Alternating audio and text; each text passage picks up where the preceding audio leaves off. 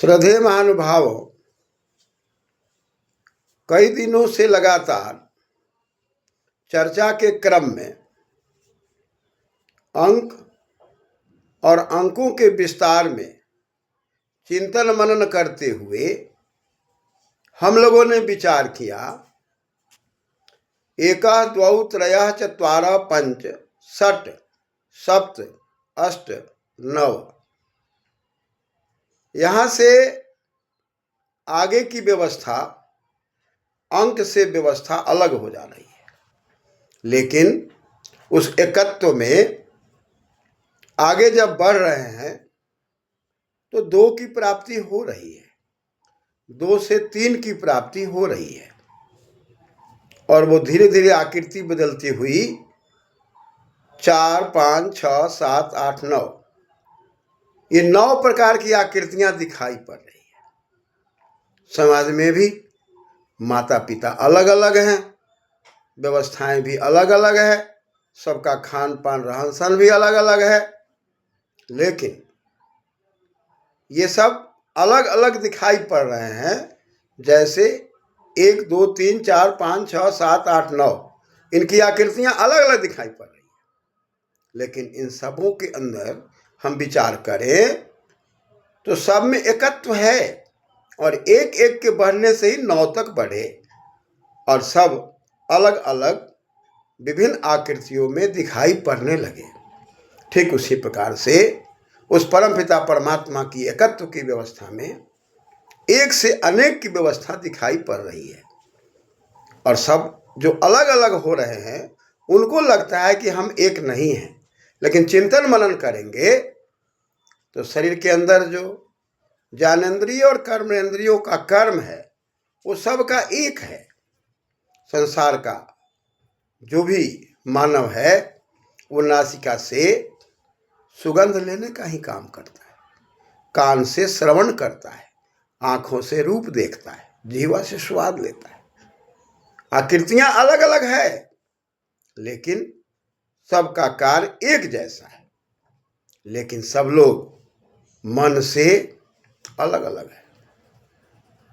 सबका मन अलग अलग चिंतन मनन करता है, परिणाम हम अलग अलग विषयों की ओर जाते रहते हैं। तो इस चिंतन मनन के क्रम में हम जब गणित में चिंतन करेंगे और जैसे ही 9 तक जाएंगे, हमें स्तवन करना होगा, उस परम पिता परमात्मा पर चिंतन करना होगा, उसका फिर से अनुष्ठान करना होगा, और अनुष्ठान करने के क्रम में नवति नव, यहाँ पर कनिन प्रत्यय लगकर नवन बना है, उसके अंदर उस परमात्मा की स्तुति के अंदर जब हम जाएंगे, अंतर्मुखी जब होंगे, तब हम देखेंगे कि भाई हम लोग कहाँ जा रहे हैं, तो शून्य की ओर जा रहे हैं। शून्य क्या है, चर्चा की गई थी, टूअस्वी धातु है, और इस धातु में उग्वत भूयत से यत प्रत्यय लगकर शून्यम शब्द बनाया गया था।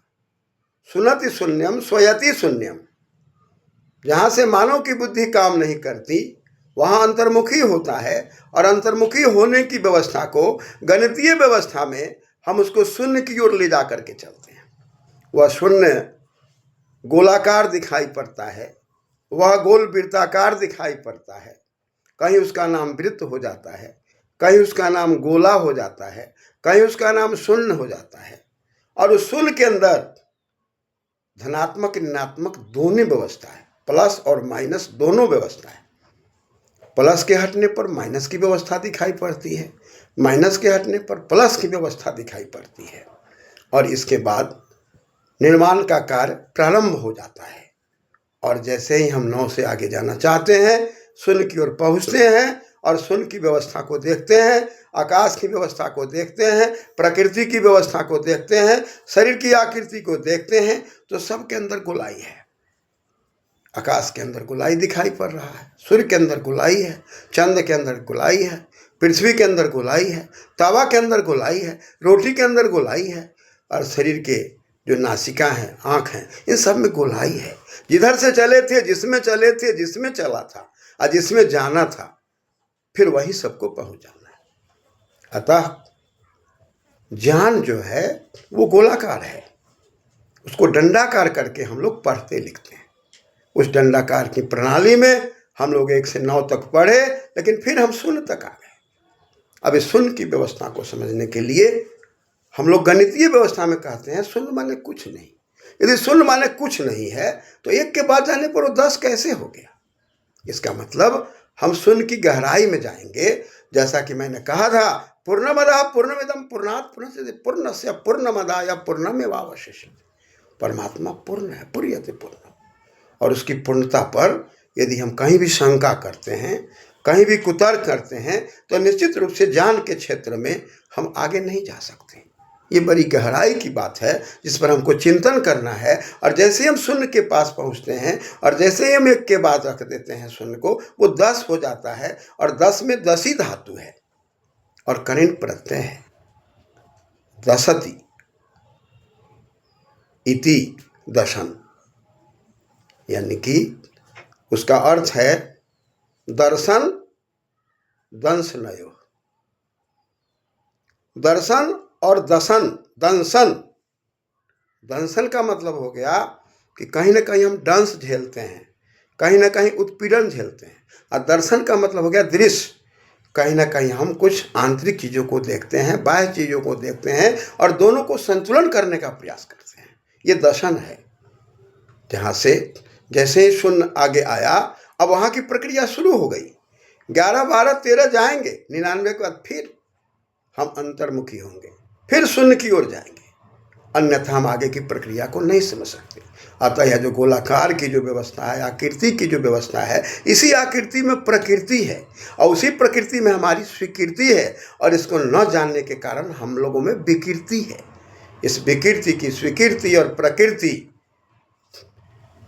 हमें जानने के लिए उस परम तत्व से गणितीय विधा के आधार पर आगे चिंतन मनन करना होगा। पुनः हम लोग 1 से 9 तक अंक, और उसके बाद फिर अंकों का विस्तार, संख्यायते संख्या, सम उपसर्ग, ख्या प्रकथने धातु, अंक प्रत्यय से संख्या की व्यवस्था, और वो क्रमशः फिर हम लोग आगे बढ़ने का प्रयास करेंगे। धन्यवाद।